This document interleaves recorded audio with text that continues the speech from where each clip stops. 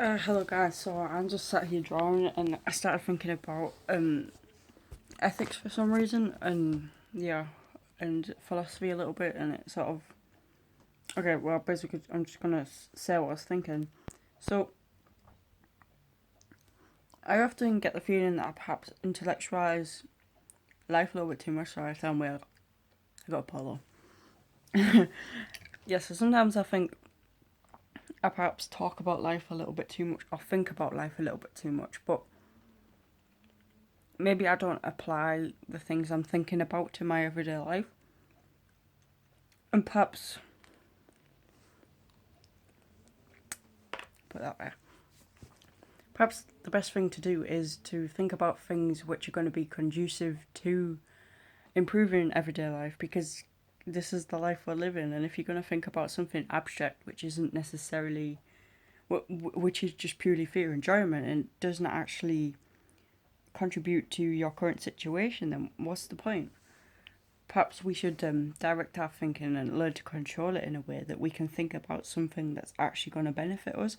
And then it's not just about thinking about things, it's about also applying that to our everyday situation almost. Because I guess if you're just thinking, it's another form of procrastination, isn't it? Constantly thinking about what you're going to do or what you could do to make your life better, but not never actually doing it. um so yeah, that's what I was just thinking. And then um something came up about, but something came up in my mind about um Kantian ethics and situation ethics. And I know I was trying to make a video about this earlier, but I couldn't think, and I was like, I need to draw, so that's what I've been doing for a little bit. And I feel like my thoughts are sort of back aligned in a way. Yeah, so situation ethics is basically, it's a relativist, so it's based on each situation. Each situation you're gonna have to make a different moral judgment. Whereas Kantian ethics, he's takes an absolutist approach. So it's like there's some absolute rules that you just have to abide by, like a moral code, which is sort of intrinsic almost, and it's just something that we have to do.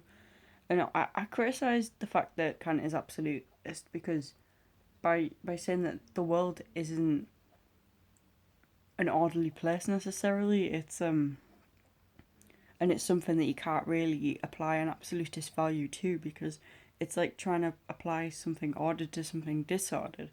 And at first I saw that as a criticism, but perhaps by trying to apply order to the disordered, that's actually quite a good thing.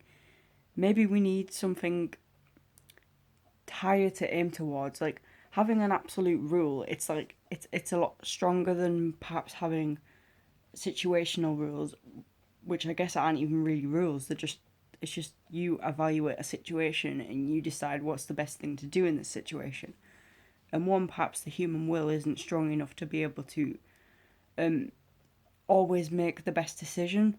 Um, Perhaps sometimes we'll get, we could take a selfish decision because we haven't necessarily got that higher motivation to do the right thing, whereas we might just do the thing which will benefit us, because why not?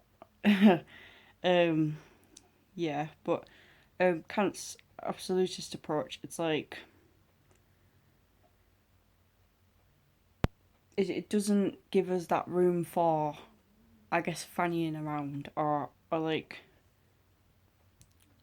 twisting reality to sort of suit our own needs, which sometimes could be good, but not necessarily in all situations. So I think the fact that Kant put so much emphasis on doing things that you would will to be universalized and treating people as ends and never as mere means, it's like, well, maybe he was onto something. Maybe if everyone did abide by this Kantian ethical theory, I think the world would be a much better place. And I actually, I, I actually compared Kant to Hitler um, the other day, but I think that was an extremely, I guess, unfair criticism of Kant on my part, because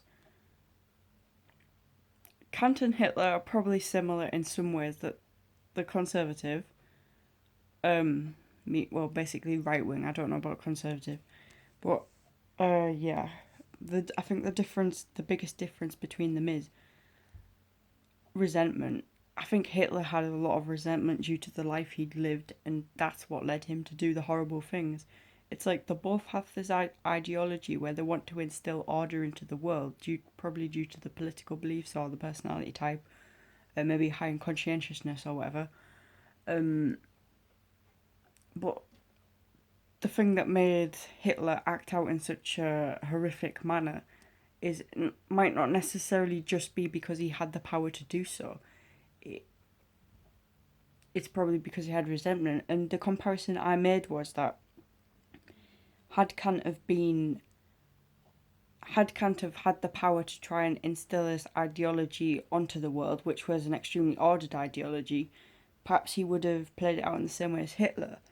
But I don't think that's necessarily going to be the case because Kant had lived a sheltered life and he put a lot of value on ethics and morality, whereas Hitler not so much. So I think if Kant was in Hitler's position, then he would his own morals would have held him back from doing the things that Hitler did in order to achieve his own selfish goal. Because well, basically Kant emphasized the fact that we shouldn't do anything that can't be universalized. So the abolition of a whole group of people can't be universalized. I don't think Kant would have gone down that road to get what he wanted. Like, because yes, he was striving for perhaps a perfect society. Yes, he did have things against homosexuality but I don't think that was necessarily a thing against gays, as in he's homophobic and he doesn't have a legitimate reason for it. It's just literally because of his categorical imperative, the fact that if everyone was gay, it couldn't be universalized because heterosexual couples are needed for reproduction purposes and to keep our species alive. So that was probably his justification for that at the time. But now we have artificial insemination and things like that. So maybe had Kant have been alive today, he could have changed his views on that. I don't think he would necessarily be so set in it because it might not have necessarily been the fact that someone was gay. That I don't think that was his reason for hating them just because he was homophobic. I think it was just because that was what fit with the categorical imperative at that time. Yeah. So I don't think it was fair of me to compare Kant to Hitler. I think Kant would have taken a very different approach. Treat people as ends and never as mere means. I don't quite think Hitler believed in that. Well, I'm pretty sure he didn't believe in that because he treated a lot of people as means. Even he exploited his own people as well. Well, the people that he favoured by making them do bad things. Imagine being one of the guards and being literally, or one of the soldiers and being literally forced to go and get Jews out of the homes, and go and put people in gas chambers and kill them by the masses. Like that must have seriously damaged them as well. But they abided by it, and it's like it's quite interesting the fact that people actually went that far. They didn't go against the authority even when the authority was clearly wrong. Like you could never justify that as correct, and that's exactly what Hitler did, and it just shows how susceptible we are to control and indoctrination. Like Hitler literally, I think it's because he worked his way up slowly. It's not like he just said as soon as he became leader that he was just gonna kill all Jews and wipe out disabled people. He pushed his ideology slowly, and then it's like built it up bit by bit. And yeah, and eventually, but things got bad. And humanity's capable of that. Like, well, I'd like to think that if I was in Nazi Germany, that I wouldn't have complied to Hitler's ideology, but I bet a lot of the people who I bet a lot of people would say that. But when you're actually in that situation, you really don't know. You don't know what's going on psychologically. You don't know the kind of manipulation that's happening. It's it was propaganda as well, wasn't it? That the literally the media made people believe that the Jews were the enemy. It was like extremely anti-Semitic. Is that the right word? I think so. And yeah, and I know that Hitler was also he was influenced by Nietzsche's master morality, which is basically the idea that we have to well but it's like the higher class. It's like the finer things, the finer side of the human race should breed more so we can almost um so we can optimize our evolutionary process so that humans can be at the highest level. And Nietzsche also compared this to slave morality, which is basically like religion, where we praise the weak almost. But I don't know enough about that to be able to talk about it, but I do know that Hitler actually sort of misinterpreted what Nietzsche was saying by that. Like, he didn't mean we should wipe out an entire groups of people by the millions. I'm pretty sure that's not what he was aiming to do. Yeah.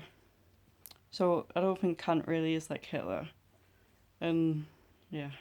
Okay, I'm gonna go back to the Kantian ethics versus situation ethics really quick and just give a quick example as to why I think maybe Kantian ethics are better, and it's probably one that you'll be able to relate to. Um, it's basically your food choices. It's your diet. Like, I was thinking about this because I'm a vegan and I can do it because I have a moral foundation in my mind, or just an absolute no to eating animal products because of the things I've seen and because of the things that I've read and because of, I guess, just my beliefs around the topic. It just inhibits me from even wanting to eat anything of animal products. Like, there's loads of chocolate biscuits in there that if I wasn't a vegan, I wouldn't be able to say no to. If I was just dieting, it would be like, oh, well, I'm doing it for my own self interest. But because I'm doing it for the interest of the animals and other conscious beings, and it's like, it's different. It's like I have an incentive. It's not just my own for my own personal gain. Um, so it's like that absolutist no sort of stops me from doing from eating the biscuits and getting really fat. Whereas, uh, if we compare this to situation ethics, it would let you look at each situation differently. So let's keep with the diet option. It's like you would have to consciously make the decision not to eat the chocolate cake or not to eat the biscuits on a daily basis each time you thought about it, and you wouldn't have that absolutist value in your head saying, no, you can't do that because